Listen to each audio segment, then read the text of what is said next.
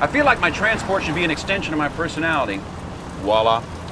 And this is like my little window to the world, and every minute's a different show. Now, I may not understand it. I may not even necessarily agree with it, but I'll tell you what, I accept it and just sort of glide along. You want to keep things on an even keel, I guess is what I'm saying. You want to go with the flow. The sea refuses no river. The idea is to remain in a state of constant departure while always arriving. It saves on introductions and goodbyes. Goodbyes. Goodbyes. Goodbyes. Goodbyes. Oh, it's never easy to say goodbye. It's always difficult.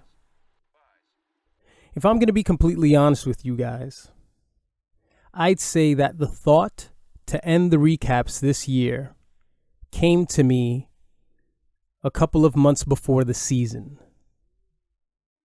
Originally, I had thought to just stop completely, meaning no recaps for 2023. But then I thought about the year before and how I barely showed up towards the end of the season, and I was called out for that.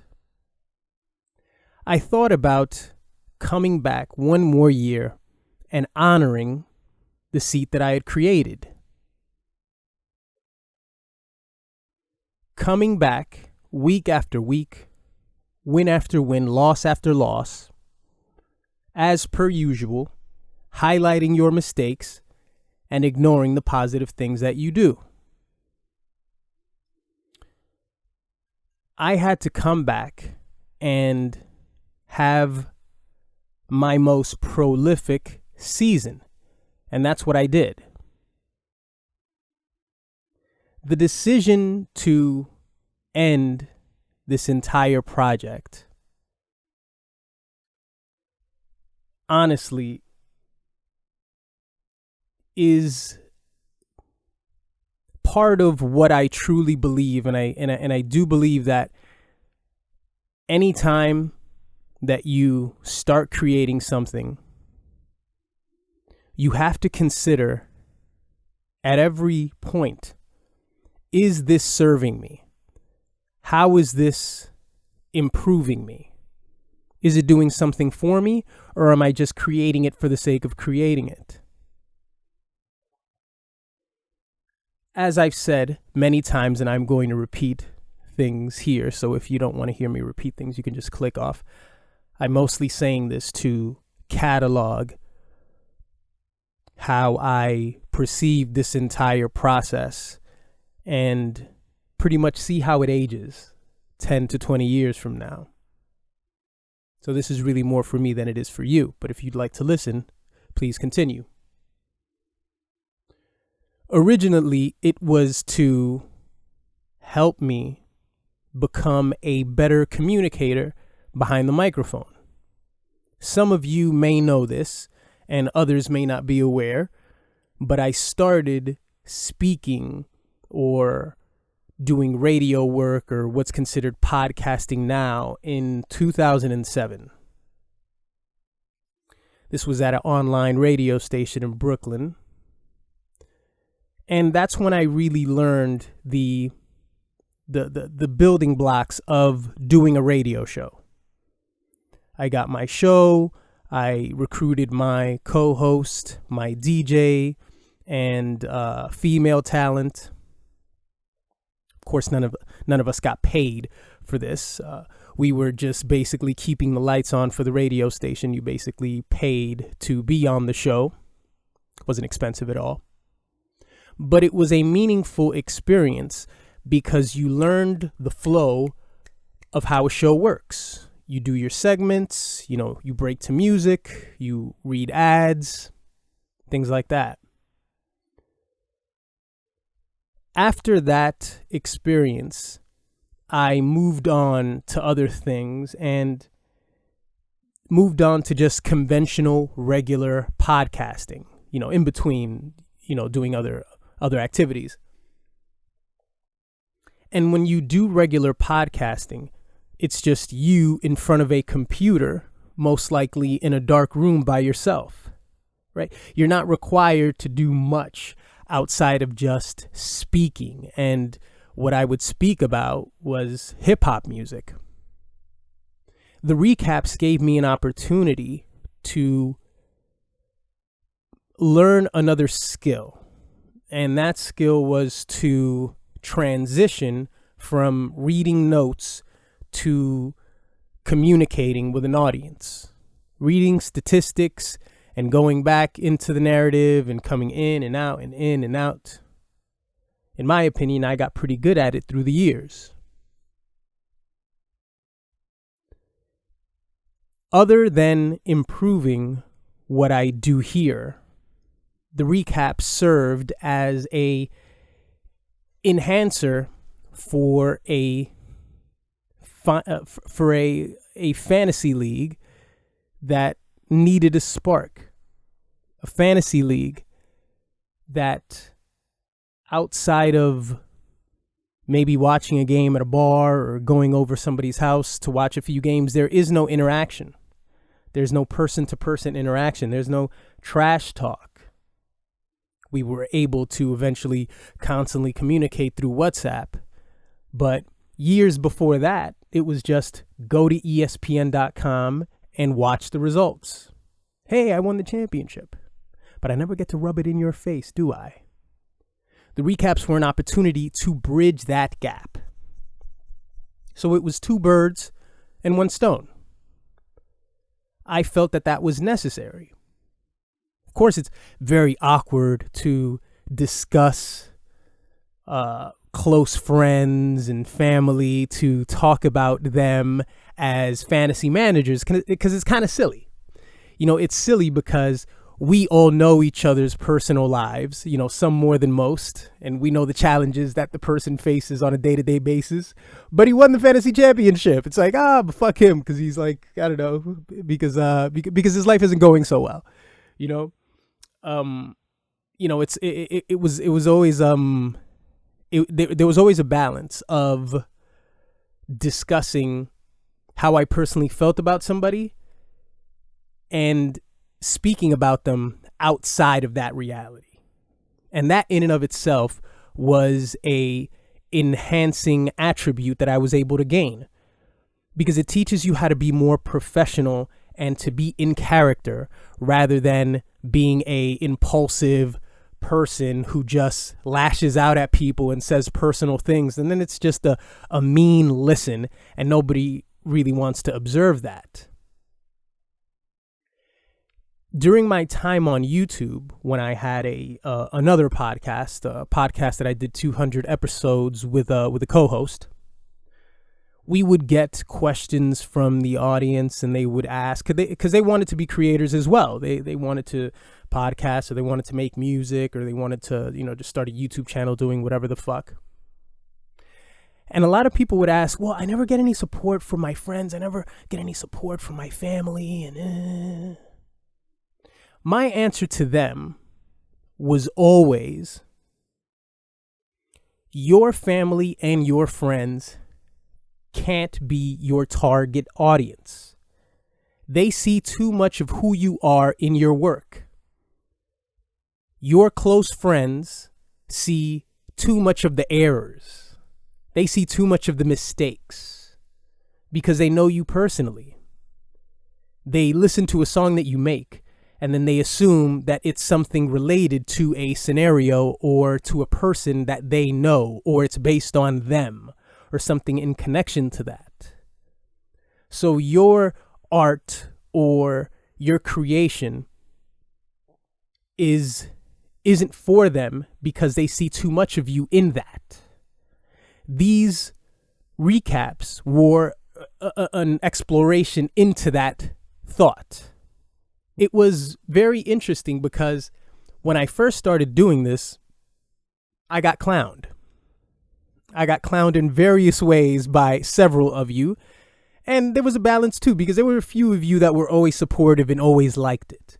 You know, Andy was one of the first people that I remember that really enjoyed these recaps.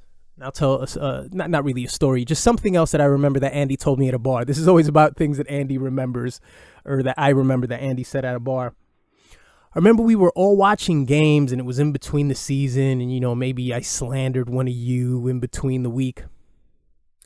And the recap came up, And Andy said, "That's a good idea. I'd do that if I had the equipment." And I thought, that's interesting.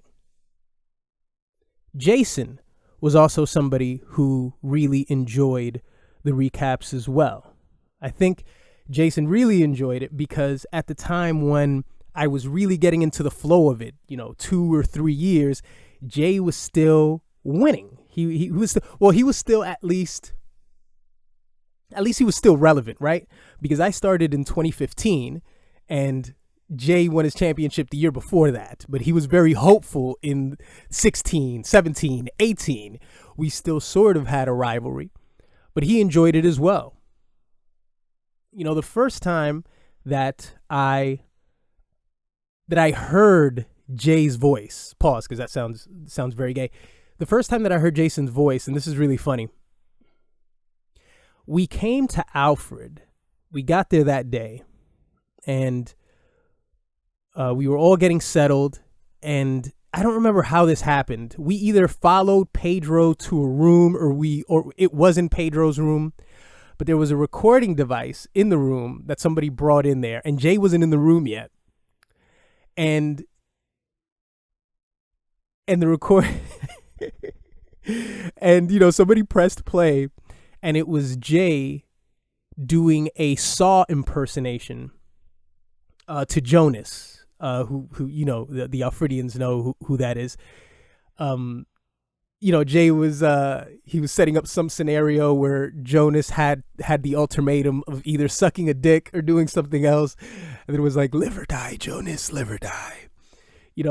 And when I heard that, and before even meeting the person, I was like, oh, this is a really colorful guy. That's really funny. That's really funny. It's really funny. I see that now when I see Jay doing the Real Deal podcast, because I realistically see, I'm not a, I'm going to stumble a lot because this is just like, I'm just speaking to you guys. So, excuse me if I just like pause because I'm really thinking, but I'm not simple-minded when it comes to people creating things. Like, I understand that I started creating these and then years later you guys started creating it, but I don't look at it like, oh, he started doing this because of me. He started doing this because of me. Of course there's a part of it, right? There's a part of it that's like, well, okay, he wants to chime in on the league, so I'm going to chime in on the league. But from an internal place, like where it comes from, like that doesn't come from me. That doesn't come from me because before I even met Jay, he was already doing goofy sketches and trying to like lampoon people and giving them the ultimatum to suck dicks, and obviously the commish, was a person who very, his life is basically creating things, and whether he's doing graphic design work or he's painting or he's doing anything. Eric before, before I started creating like sketches on camera, Eric had bought a recorder. He bought a camcorder, and I remember we made the Matrix. What was the other one? There was another one that we did. I forgot. But, those were all things that were conducted by Eric. We did the Matrix one, and then we did a spoof of another movie. When Eric went away for all his Marine trips, I would take that camcorder, and then I started doing my own thing, because it was something that was inside of me as well. As far as Andy and him podcasting, I'm not sure. I do remember that Andy went to film school, but, outside of that, I don't know. Andy just has a innate need to just come and shit on us because he won 3 straight championships. But I say that to say that I understand that people have things that they want to express as well. And I always encourage anyone who would like to create a podcast next year to do that, to talk and discuss things and catalog things. And I guarantee that it's going to make you, that it's going to make you more efficient in another area of your life. I think if you do anything over and over again, even if it's, I don't know why my mind went to bestiality. I don't know why, because I thought of like the worst thing that you could possibly do. even if it's something that's so trivial that you don't think that you could yield results from it, I guarantee that it's going to improve a part of what you do. And, thankfully for me, it was something that just goes, hand in hand. Creating YouTube videos and discussing rap and podcasting about rap and just expanding myself and talking about sports. Because what it also did was it gave me range. It gave me range to have the ability to discuss sports. It gave me range because I just be talking about, I don't really have an interest in talking about people. What I consider, what I think that I do, or what I know that I do, is I speak about music in a more creative way than just celebrity gossip. Any of you guys who have ever heard my think pieces, that. I just don't talk about rappers in a regular way, because I want like popularity or some goofy shit like that. Like, I'm too old for that. So it gave me the range to talk about other things, which of course is something that's helped me a great deal. But I encourage everyone to podcast. I think Paul said, and shout out to Paul too, because all those 4 people that I mentioned that make shows, one thing that they've never said is, you inspired me. All right, Paul's the only person that's ever said that in this league. He said, you inspired me to make my own podcast. You inspired me to do my own recap. Right? Paul's the only one who said that. And I don't need you guys to say it, but it'd be nice, If Paul or anybody decides to make one and they stop all of a sudden at week 3, what I won't do is come back in and say, oh, you boo, like Jay shamed me a couple weeks ago. I don't think any of us should shame each other to do these because, number one, this isn't making us any money. I think Jay and Orlando seem like they are going to consistently do this every week next year. They could get together and discuss fantasy players and do the same exact show that they do and put it on YouTube, get a nice thumbnail, and they'll get viewership and they can eventually make money. So I'm not going to pressure you into making something that's not going to make you any money, because this gives me a benefit. You guys would have to explain to me what it improves out of you. Like, how does it help you? I know how it helps me. So I have ROI in that. So even though I've never made any money making these, there is a return on investment. Now, what's your return on it? So I'm not going to force you to do something. I remember the week where Orlando had something important that he had to do, and then Jay did his one-man show, and I just felt like Jay forced that. Like, he forced himself to do it, and if you can't do it, just don't do it. If you can't do it, just don't do it. Don't feel that you are obligated to do this. You do it because it's fun. You do it because you want to do it. You create something because you want to create it, not because you're forced to do it or because somebody in the league forces you to do it. Now, I do want to give you guys some advice if you're going to continue to do your shows. It's very simple advice. And I hope that you understand that this advice isn't coming from Ho Chi. It's coming from a guy who knows what he's talking about, who has garnered millions of views via what he has chosen to do, and who's retained an audience, to some extent. I don't have a big audience, and we'll get to that in a second, but understand that it's coming from that place, and it's not coming from the guy who knows you. I told you guys this in the chat, and I want to repeat it now. No more unlisted links. That's it. No more unlisted links. I don't want to hear it anymore. Make a fake Google account. What's the point in making these if you're not going to document and we can't go back and see how your opinion ages? if we can't come back in 2028 to something you said in 2023, what's the point of doing it? Like, I know that Orlando makes it on his personal YouTube, but he doesn't have to do that. You don't have to do that. Oh, make a fake Google account. I'll tell you how to do it. If you're on your desktop, scroll all the way down. Then you'll see settings. Click on settings. Then you'll see something that says add or manage your channel. Click on that. Then you select create a channel. Then create your channel name. Call it whatever you want. Call it The Real Deal. Call it Eat a Dick. Call it Fuck You, Andy's Mom.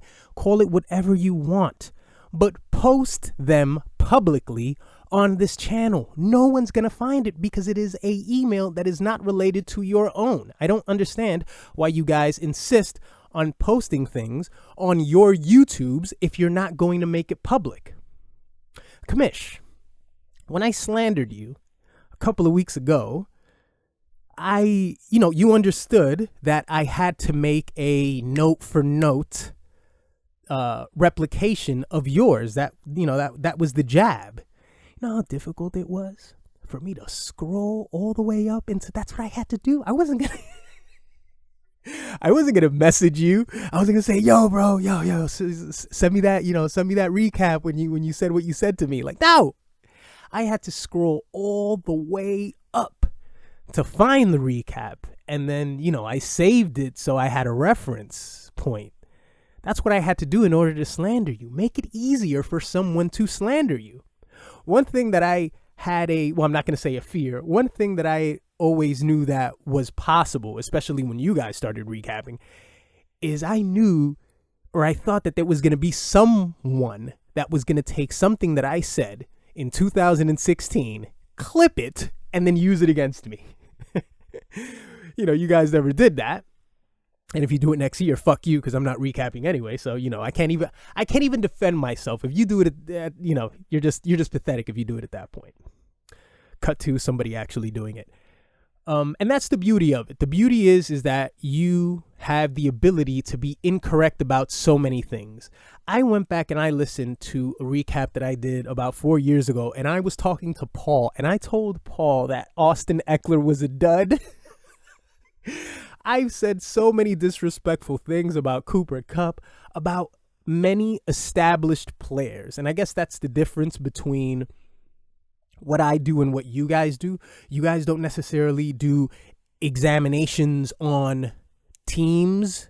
You talk about everything overall, like this. That's what this guy does. And, and then maybe you discuss what happened during the real game.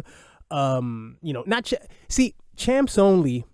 You guys, I don't see you guys doing anything consistently, because you didn't do it consistently this year, and I don't think you will at any point. But what I will say about Champs Only that they do better than Real Deal is the conversation flows better. After all the dick conversations, after all the gay jokes, when Andy and Eric start discussing something, and, normally it's Eric unloading a thought and Andy kind of reacting to it. Andy, as I said, isn't one for conversation. That's why I don't understand why he does this. It's really just so Andy can sit on a throne and just, condescendingly discuss the league. But it's normally Eric unloading an opinion, and then Andy bounces off of it. And then for 5 minutes, it can sound interesting. Champs Only, we've said that, you guys are too nice and everything. You guys are just too agreeable. You're both too agreeable. Your personalities align with one another way too much. So a lot of the conversation just ends up going, I wouldn't mind if that happened. And then the other one sort of reaffirms and says, yeah, that'd be fine. That'd be fine. It's like, no, I don't want to hear that. I don't want to hear that. I want to hear some sort of opposite ends of a discussion. Opposing opinions. That's something that I'd like to hear. Another thing that I'd like to hear is I'd like J. Ray to bring something to the show. And I don't mean it from an Andy, you are the Tony Dungy of the podcast. I don't mean it in that way. I mean, J. Ray has to do something technical. He has to bring something technical to the show, just like the commish brings to the show. The commish does the production, he does the logos, he does the intros, I don't know what you use. Maybe you use OBS, probably. He does all that stuff, and J. Ray just brings himself. It's like Orlando buys the beer, buys the food and everything, and Jay's like, hey guys, it's just me here, and here I am with my opinions. Jay has to come with statistics. Let me.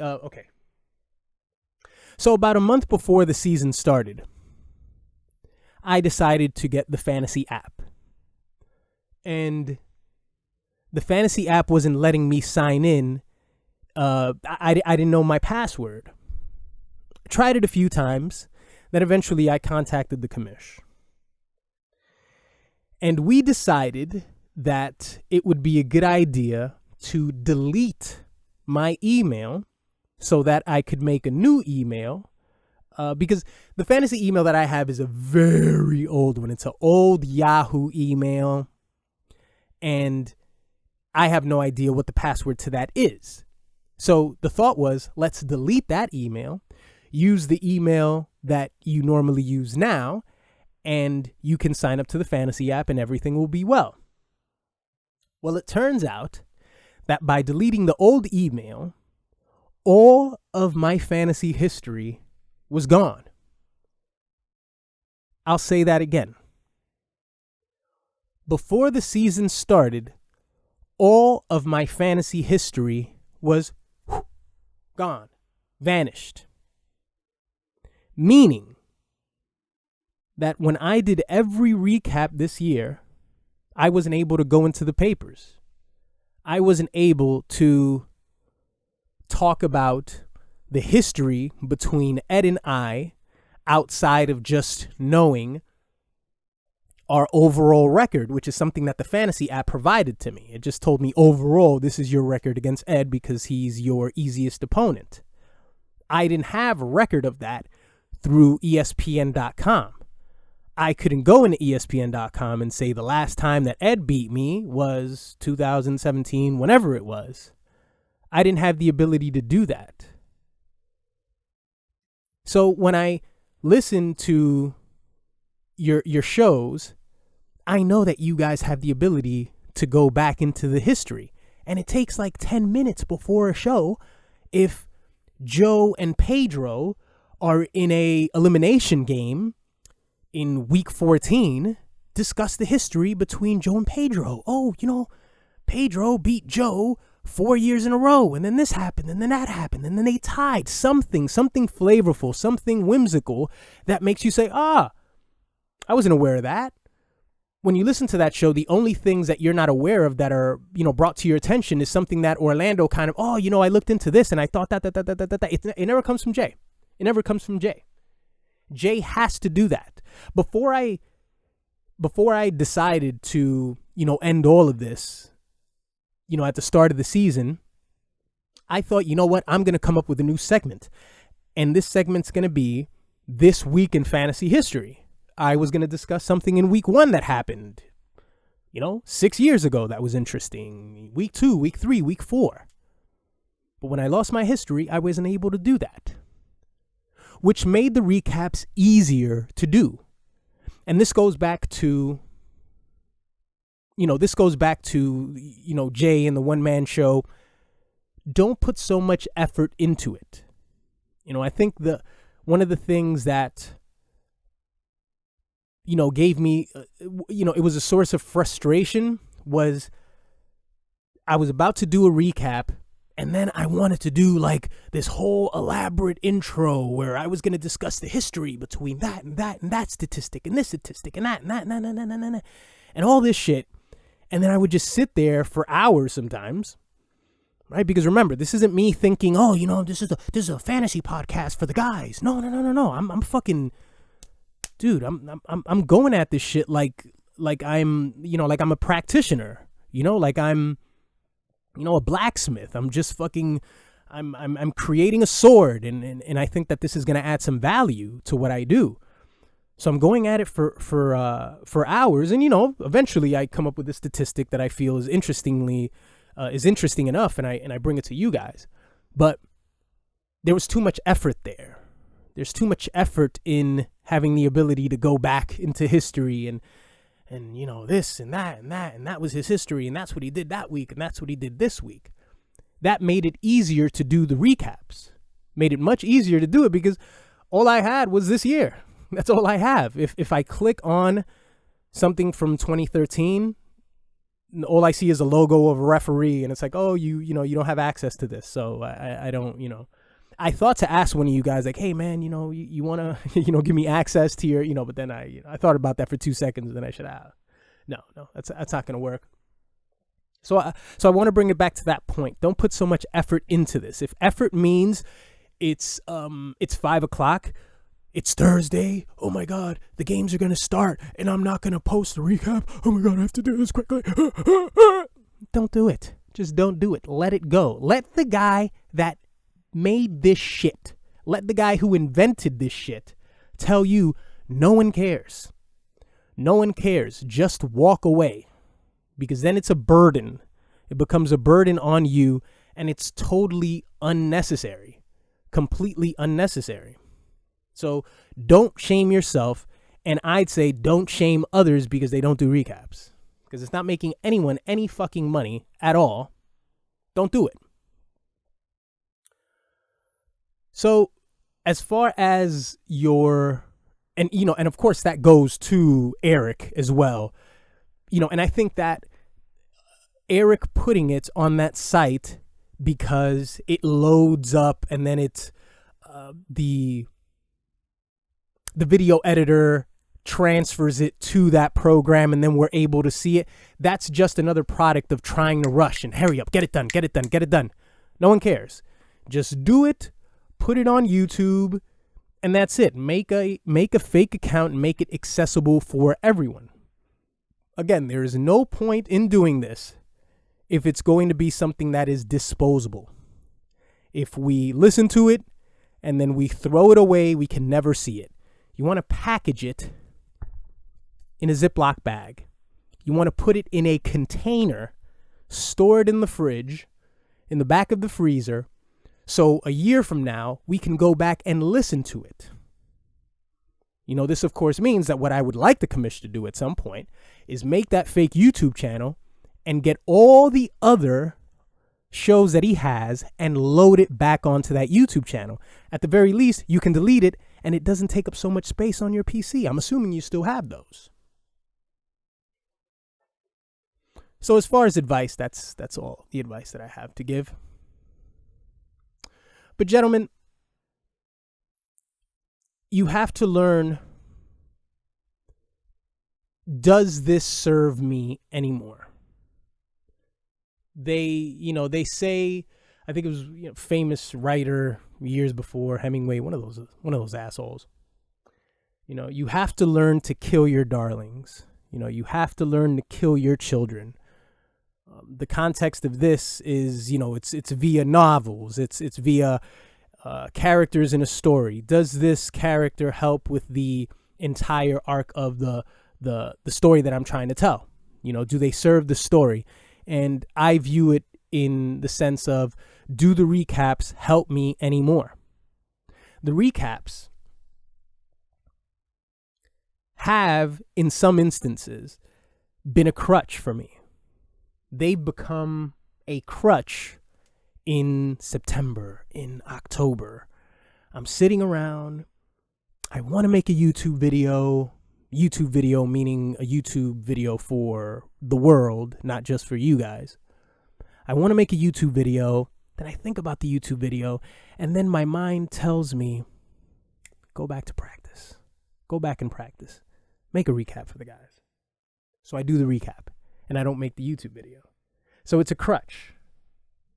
It's a crutch, and I don't want it to become a crutch anymore. I want to burn all of the boats. I don't want to be sitting around in October thinking, I'm still helping myself by doing this. I don't want that anymore. So I've chosen to end the recaps. there will never be a recap, ever. I've spoken my last words of hate to you guys. I have said all I have needed to say. And I really do have a monkey on my back as far as my YouTube channel.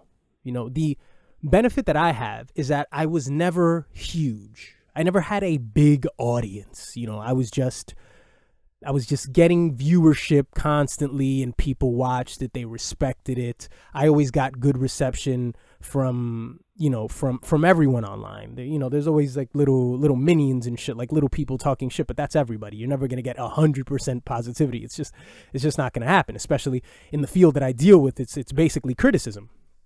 So the one benefit that I have now that I'm in, complete YouTuber mode, That's why I said that snarky comment that I said to Jay the other day was like, I've outworked you in the commish. That's not even a personal thing. It's just because that's my mentality now.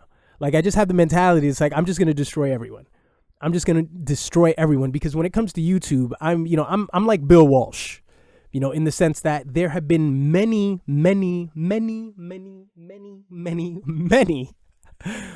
other YouTubers that have been spawned from my tree. They've come from my tree, and some of them are large YouTubers now. I have, to some extent, I have personal relationships with some of them. We speak at times, and, they know what it is. They know who I am. And if you guys think that you're the only ones that listen to this, then you're sadly mistaken. I have maybe one or two competitors that I suspect that they have found my email, and they know about this channel, and they've watched this. YouTube is a dirty game. It's very dirty. There are guys who they've taken everything from me. Like, as far as think pieces, I'm not talking about podcasting, because my niche, what I got attention for, was doing think pieces, was writing. That's what I got attention for. So a lot of think piece channels modeled themselves after me, and I know they did, because they've told me that. But there was this one kid, man. There's this one kid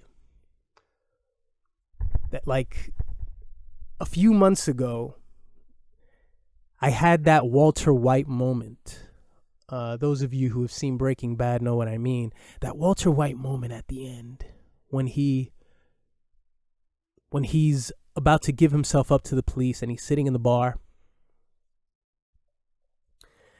And while he's drinking his whiskey, he notices that on the TV, there's a Charlie Rose interview with, Gretchen and Elliot, the two people that he had originally created Gray Matter with, the company that they've exploded and they're multimillionaires. And Charlie Rose is asking them about Walter White and everything. And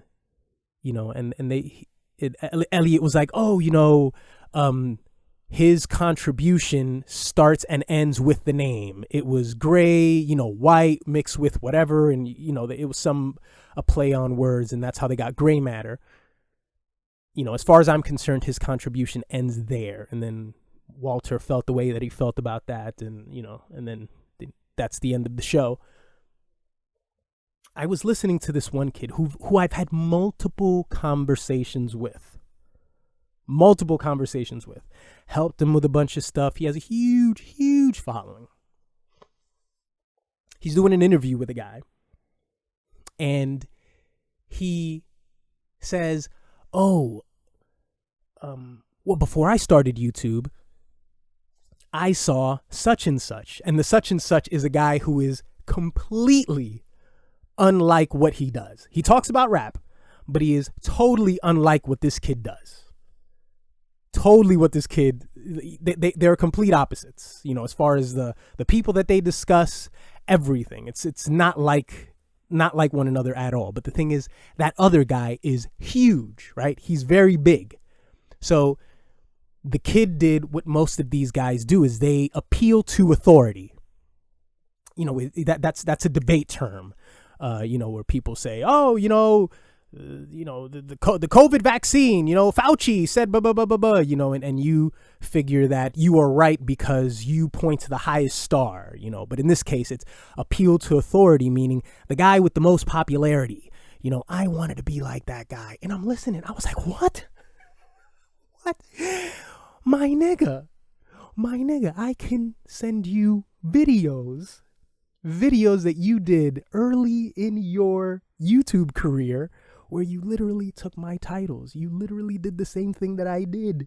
And then you gave me praise on it was amazing to me. But I felt like this is what has to happen. Like, that's what these guys do. They try to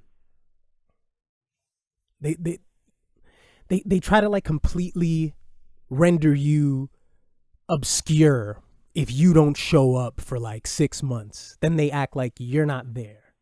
They try to obfuscate you. That's a big word. They try to obfuscate you. They try to pretend like, oh, he doesn't exist, so I'll stop speaking his name and, he'll go away. And then people can look at me like I'm this genius and I'm original, but it's because I've taken the person who I am most similar to and I pretended like they do not exist. Shameful. So that moment gave me a lot of motivation for what I am about to do. There's other people who have big followings. They've mentioned me. They've credited me to be like, oh yeah, which is cool. It's fine. But in that situation, I kind of felt like I have 10 children and the child that is most like me, like phenotypically, you look exactly like me, but you've rejected me because your stepfather's rich or something like that. So you say that he's your dad. I was like, oh my God, I'm so insulted, but that's a moment that's given me a lot of motivation. But again, as I said, getting back into YouTube is going to be an uphill climb. It's going to be an uphill climb, but I do have the benefit that I was never big. If I made a video and it did well for me, would be like 20,000 views. It would go 20,000. Sometimes, something would go 50, a few in the 6 digits. I have one video that has over 1 million views, but that was an old video. But normally for me, it's like 3,000, 5,000, 7, 8, 10, like hanging around there. Good videos like 5,000. And I was always okay with that. You could always get decent YouTube money off of that. So it's going to be tough for me coming back in, but thankfully YouTube is totally different now. And, if any of you guys ever had any aspirations to, communicate any messages and do whatever, I'm seeing a lot of people that I knew back in that you guys don't know. People that you didn't, that I knew back in the city didn't podcast or YouTube at all. And now all of a sudden they have YouTube channels, and it's amazing to me. But I do understand that after COVID, everybody was at home and everybody was just consuming podcasts and consuming YouTube. And after a while, you just kind of go like, hey man, I can do it too. Yeah, man, I can do a YouTube video. Hey man, subscribe. To me, it's kind of dirty. It's kind of dirty because I feel like now that you have so many people that are in this space for the wrong reasons, just solely for attention and solely for making money, not to communicate something, not something innate that they have within them that they want to communicate. It's just solely for that. So they're very transparent about it. They'll make a video that, had like 10,000 views and they're like, man, we did really good in the last video, man. We got 10,000. Like, that's like, ugh, just talking about that is gross. I was getting 50,000 views in 2013. I didn't come back the next week like, hey man, we did really good. 50, because who cares? No one cares. Right? This isn't about being famous. It's not about any of that. This is about it's like the Joker. This is about a message. That's what it's about. That's what the fuck it's about. So that's very disgusting. So the purpose of letting this go is for that. It's to not give myself that benefit of thinking that I am accomplishing something when I'm not, of thinking that I'm improving myself, when that's not what's happening here at all. It's just me doing something else and avoiding what I should be doing. Now, the beauty of it is that you guys are already recapping. So if one of the purposes of doing this was to document and catalog what happens, what happens in the fantasy year, it's already happening. You guys do a phenomenal job of just discussing shit. And then, and of course it's a lot easier when you have two people. When you have another person, come on, even if you don't feel like doing it, even if you don't feel like recapping, the other person can sort of pick you up and motivate you. Like, all right, come on, let's talk about it. And, maybe they score 50 that night and, they have most of the energy for the show. So it's already being done, much like, being on YouTube. I've spawned little me's who have their own programs, and that's great. That's awesome. I don't say that condescendingly to you guys. I mean, that's awesome. I love that. I love that. I could go on and on and on. How many people are on my shit list as far as, any of this stuff, but, I won't go down there. But I looked at the total minutes of all of the recaps on the YouTube channel. I used a time calculator. And off recaps, not counting little sketches, little written sketches like the one I did the other day about Ed, not counting any of those things, I have 2,823 minutes. That adds up to 47 hours of fantasy football content. Now, that's not counting the other recaps that I did that were previously on SoundCloud. Maybe none of you guys will remember that that's originally where I was posting the recaps in 2015. I have a couple on the SoundCloud page there. Not counting those, that means you could play all of this shit on this channel for 2 days and I'd just be yapping away, bloviating about your teams and hating on all of you. I take a lot of pride in that. I take so much pride in that. But all good things must come to an end. I really do appreciate the viewership of one person, even if that's all it's been. I really do enjoy having everything sort of set up for me. The games happen and it's so easy to react to it. That's one thing. It's so much easier to do fantasy football podcasting than it is to make something about rap, because rap is sort of an infinite game, whereas obviously football is more it's more finite. There's a beginning, there's an end. There, you can speak in absolutes. You can't necessarily do that with people's lives and people's careers. You sort of have to sprinkle your own sauce on it and make things up and have your own narratives. But here, everything is just made up for you. The winners are the winners and the losers are the losers. So it's so much easier to do. And because of all those things, even worse now that it's so much easier to do now that I don't have to do so much of a presentation. I just take the statistics that I have in front of me and talk about it. And I don't have the benefit of diving deep into the papers and discussing something that happened in 2017. I don't even have that.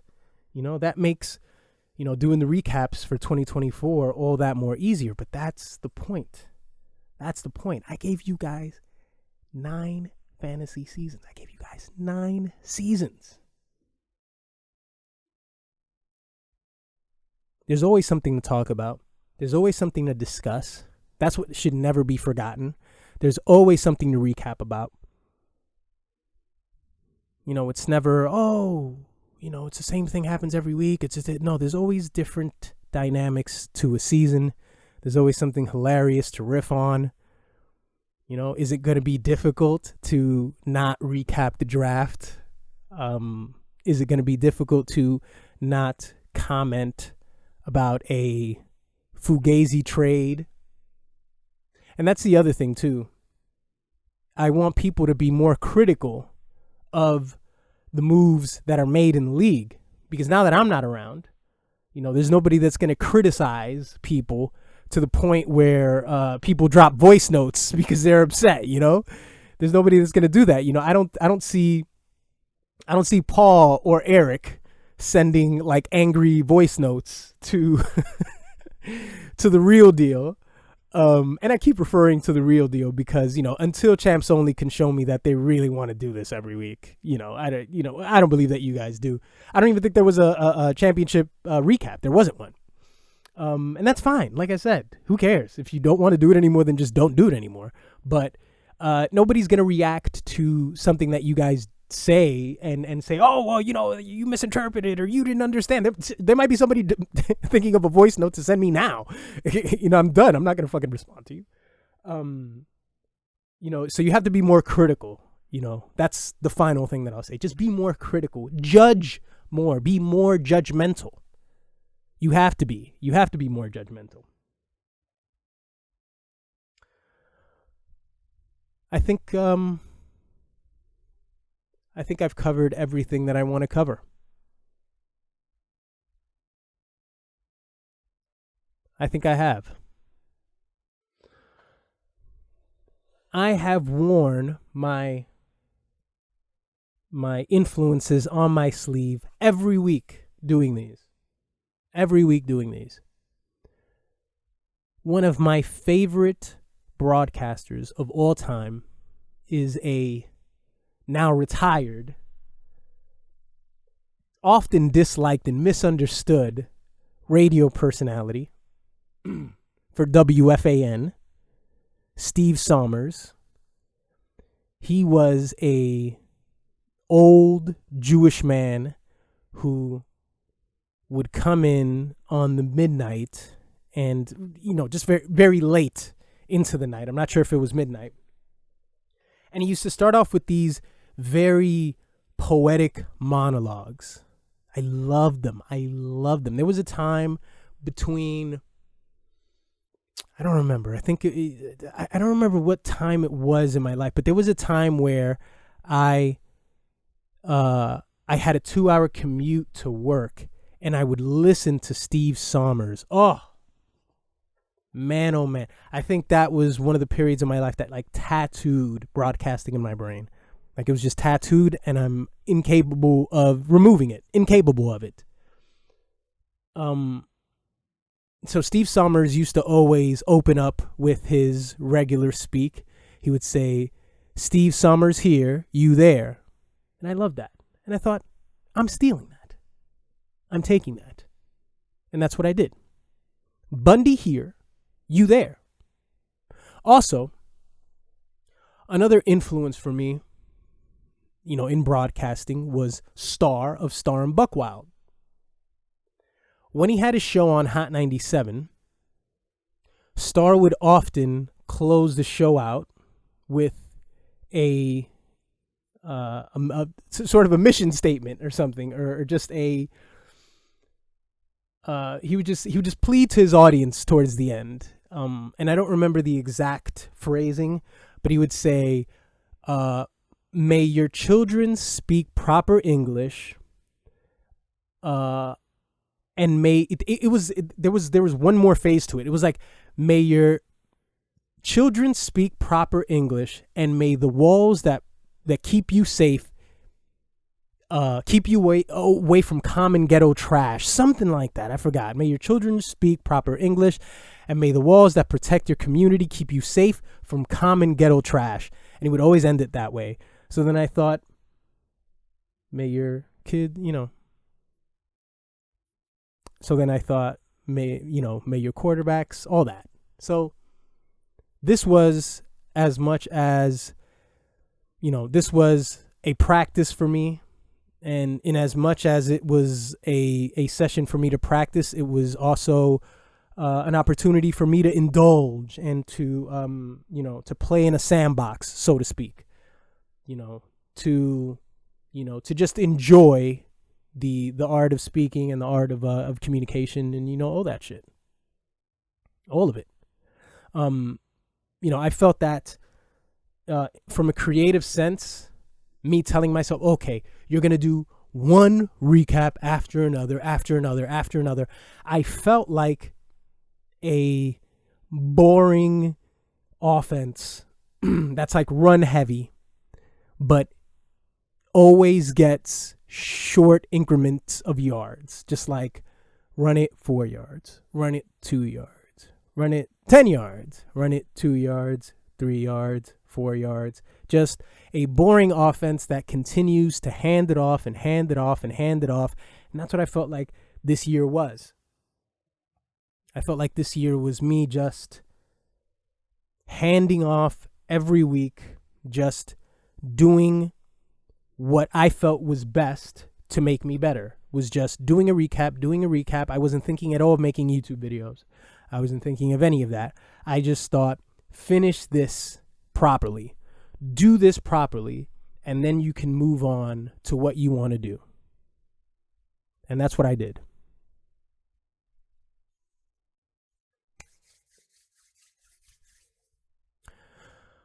So, for the very last time, what do you say?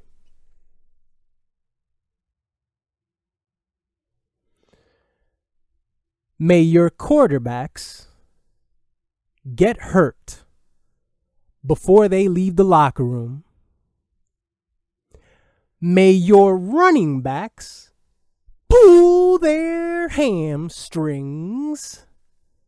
And may your wide receivers get arrested for marijuana possession. Go fuck yourselves. Who is that guy? I think it's him. Who's him? Al Bundy. You ever see him play? I only heard about him. I saw him play. He was the best. Ran, threw, sold shoes. He was the best. Is that him? Nah, that's not him. He said he'd had enough of the game.